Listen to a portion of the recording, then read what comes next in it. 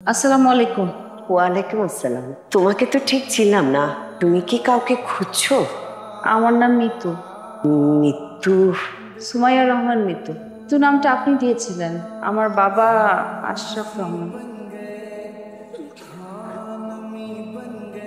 কত বড় হয়ে গেছিস তুই, কত জানিস মা, আমাকে তোর বাবা আমার কাছে আসতে দেয়, কিন্তু মা বিশ্বাস কর, আমি একটু তোকে ভুলিনি।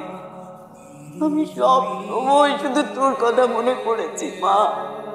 আমি আসলে পরিস্থিতির চাপে পড়ে তোকে আনতে পারিনি। তোর বাবা নিশ্চয়ই আমার কোনো কথা তোকে বলেনি।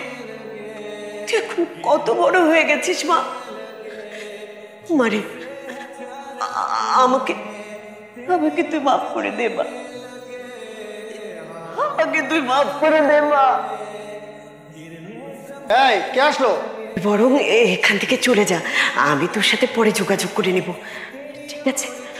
কোথায় উঠেছিস সেটা জানা। আমি এই যে একটা ঘটনা। আসসালামু আলাইকুম। ওয়ালাইকুম আসসালাম। আমার নাম মিতু, উনি আমার খালা। আমার মা অনেক ছোটবেলায় মারা গেছেন, তো ওই জন্য বোধহয় আপনি ওনার কথা শুনেননি। আমি চিটাং এসেছিলাম একটা কাজে আসলে আঙ্কেল, ভাবলাম ওনার সাথে দেখা করে যাই। আমার মায়ের চেহারার সাথে ওনার চেহারা অনেক মিল, তো দেখতে ইচ্ছে করছিল খুব, তাই আসছিলাম। না জানি, সরি। আমি এখন যাই পারলে। দাঁড়াবি তুই, আমি তোমাকে কিছু বলতে চাই। আমি জানি না আমার কথাগুলো শুনলে পর কি হবে, তবে যাই হোক না কেন আমাকে কথাগুলো বলতেই হবে।